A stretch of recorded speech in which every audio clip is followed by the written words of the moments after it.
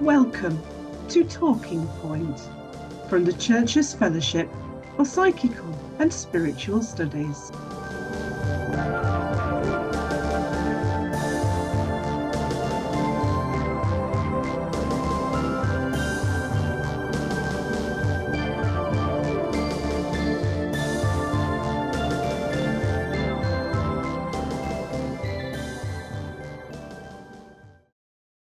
C.S. Lewis and the Paranormal. James Anderson. James Anderson was a professional writer, the author of 13 novels, and a member of the CFPSS. C.S. Lewis died on the 23rd of November, 1963, and this essay was a tribute to him on the 40th anniversary of his death. This article appeared in the December 2003 edition of the Christian Parapsychologist Journal and may reflect the language and attitudes of the time in which it was written. Responsibility for opinions expressed herein rests solely with the author, and such opinions must not be taken to represent those of the CFPSS. The title of this piece may raise some eyebrows, as most readers of his work, if asked what Lewis had to say about the paranormal, would probably answer very little, or even nothing. And in one sense this would be quite accurate. He certainly seems to have shown no interest in psychical research, never being a member of the SPR or of the CFPSS. There is in fact a definite undertone of distaste when he refers to any aspect of the paranormal, or what he calls the preternatural. It is plain, though, that this was largely a reaction to an earlier and perhaps unhealthily intense interest in the subject. In his spiritual autobiography he writes that when he was at his preparatory school, he developed a passion for the occult. However, within a very few years he had learned a wholesome antipathy to everything occult and magical. Not that the ravenous lust was never to tempt me again, but that I now knew it for a temptation. That he resisted the temptation to the end is clear from a grief observed, published after the death of his wife, Joy. At any rate I must keep clear of the spiritualists. I promised her I would. She knew something of those circles. It is in this book that he recounts what seems to have been his only near mystical or paranormal experience. It's the quality of last night's experience, not what it proves, but what it was, that makes it worth putting down. It was quite incredibly unemotional. Just the impression of her mind momentarily facing my own. Mind, not soul as we tend to think of soul. Not at all like the rapturous reunion of two lovers. Much more like getting a telephone call or a wire from her about some practical arrangement.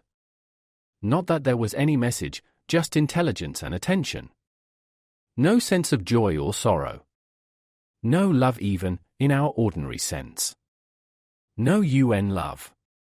I had never in any mood imagined the dead as being so, well, businesslike. Yet there was an extreme and cheerful intimacy. An intimacy that had not passed through the senses or the emotions at all.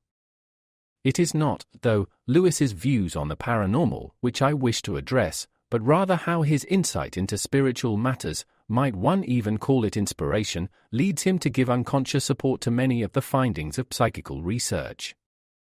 I have been reading Lewis since I was in my teens, and when I began making a serious study of the paranormal, I kept coming across passages which made me stop short, saying to myself, that seems familiar. Then I would realize that it was almost identical to something in Lewis. I want now to examine some of these similarities. In his book, Hungry Ghosts, Joe Fisher recounts how in the 80s he joined the circle of a woman medium, who was able to put him in touch with several spirits. At first they seemed so wise and concerned for the welfare of him and the other members of the circle, that Fisher became obsessed by his conversations with them. However, after intensive research into the information they gave about their earthly lives, he found not an iota of evidence that any of them had existed as the people they claimed to have been, and concluded that they had fed him a carefully concocted mixture of truth and lies and were really highly malevolent. He writes of questionable discarnate entities. These earthbound spirits are individuals whose minds, at the point of physical death, have been incapable of disentangling from desire. Thus enslaved, the personality becomes trapped on the lower planes, even as it retains, for a while, its memory and individuality. Hence the term lost soul, a residual entity that is no more than an astral corpse in waiting. It has condemned itself to perish, it has chosen the second death. Compare this with Lewis's description of the UN man, the devil's servant, Professor Weston, in his science fiction masterpiece, Paranormal. He did not look like a sick man, but he looked very like a dead one star.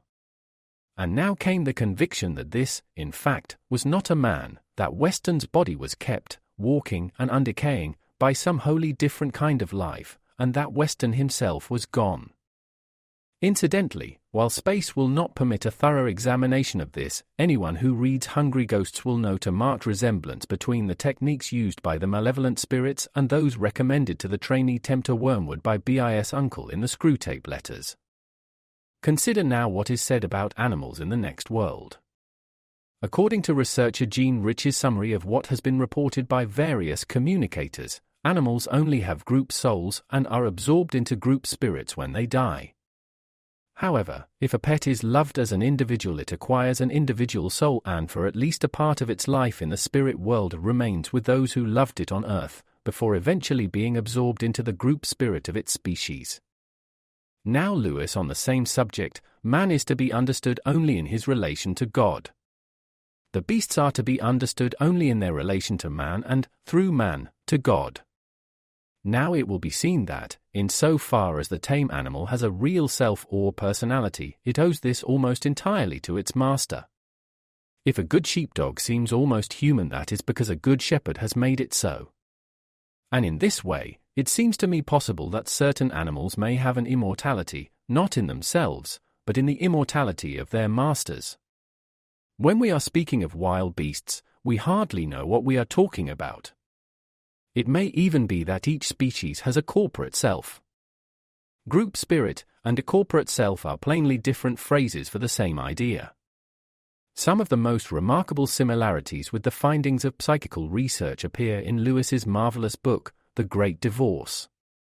For those not familiar with it, a situation which I recommend be immediately rectified, it is in the form of a dream, in which Lewis finds himself accompanying a group of the dead people on a coach trip from a place B calls the Grey Town, i.e. Hell, to a glorious environment, obviously meant to represent the outskirts of heaven.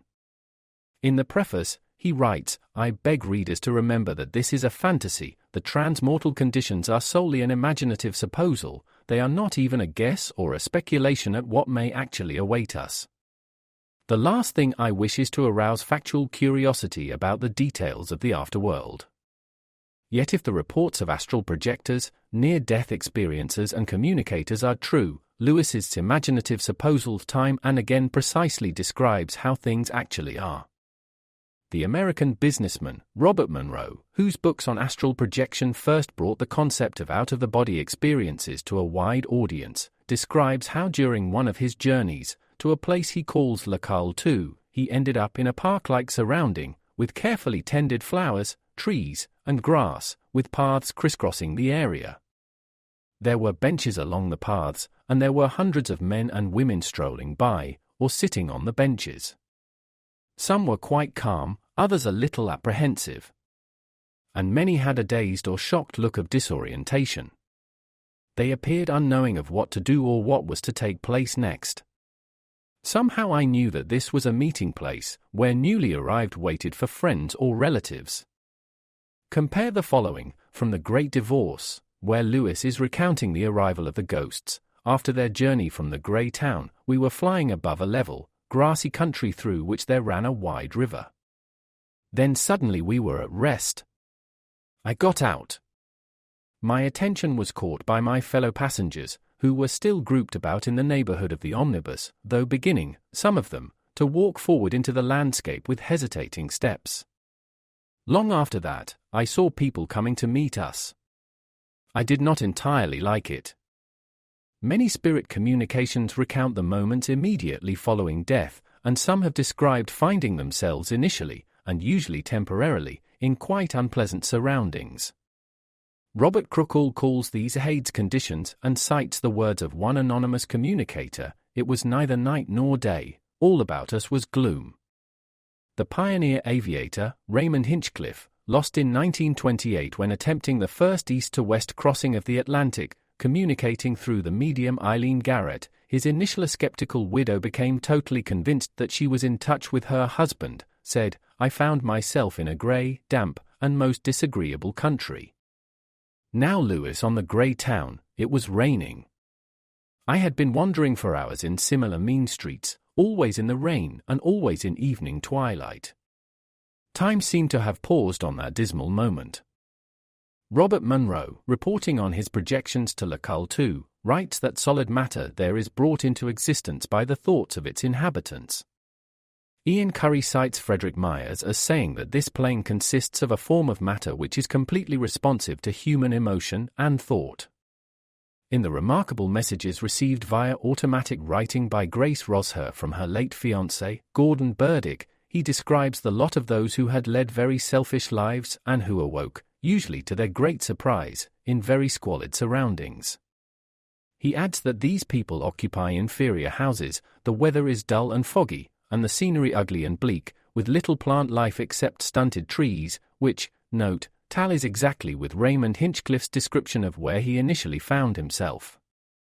This is what one of the citizens of the grey town in The Great Divorce says: "You see, it's easy here.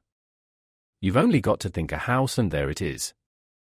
You get everything you want, not very good quality, of course, by just imagining it."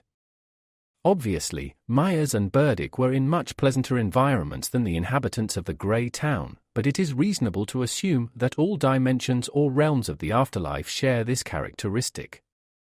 We are told by communicators that among their activities there is one special work in which experienced people engage, visiting the lower spheres, seeking to make the residents realize that there is a sphere above their own. Gordon Burdick helped in this work, but it was not easy. The people were usually full of resentment, and it had to be explained to them that their situation was their own doing, that it was not God who was punishing them, but that they have punished themselves.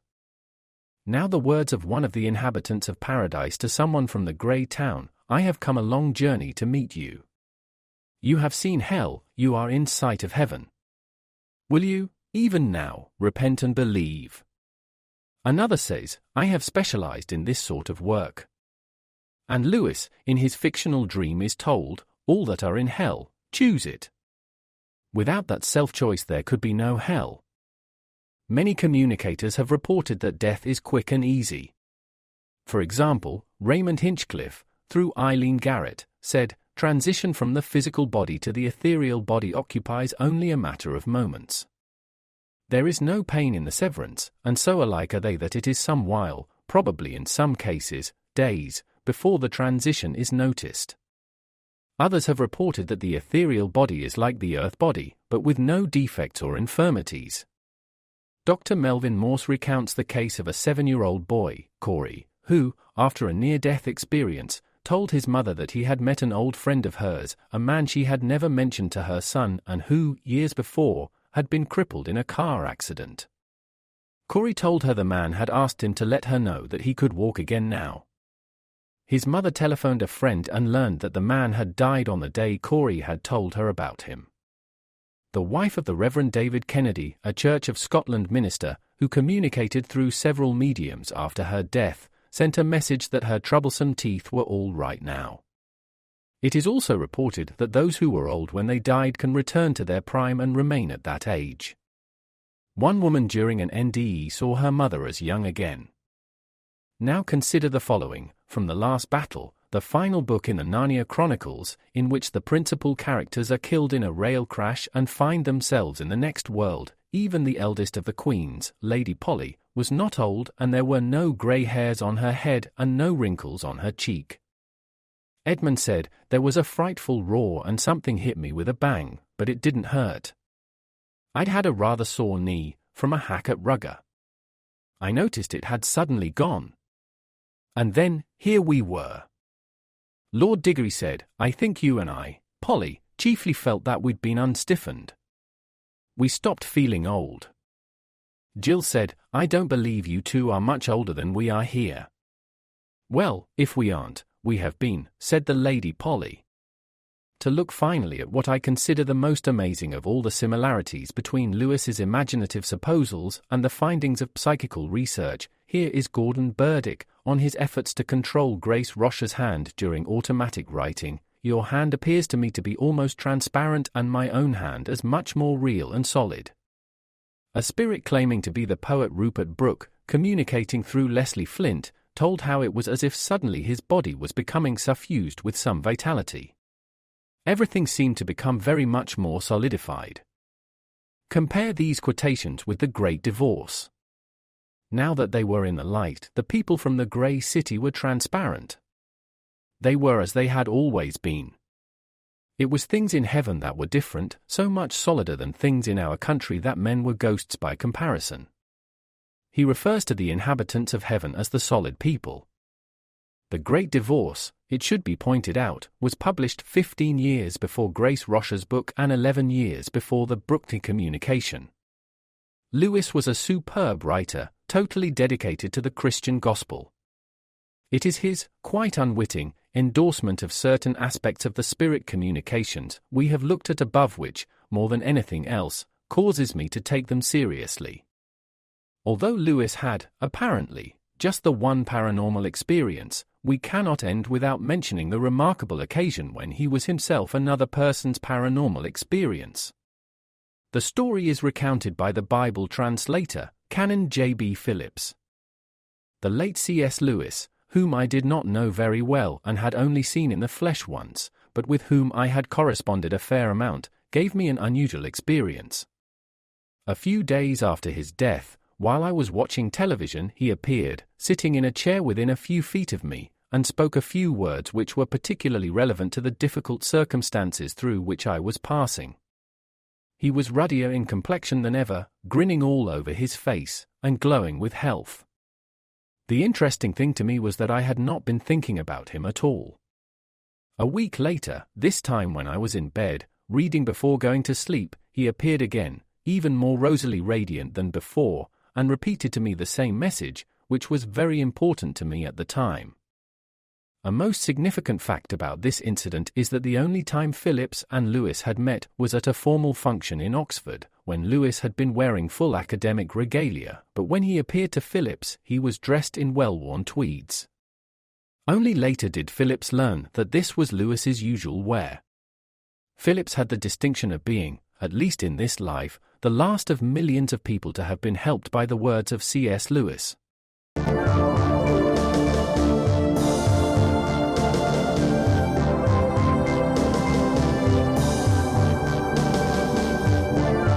You have been listening to Talking Point from the Church's Fellowship for Psychical and Spiritual Studies.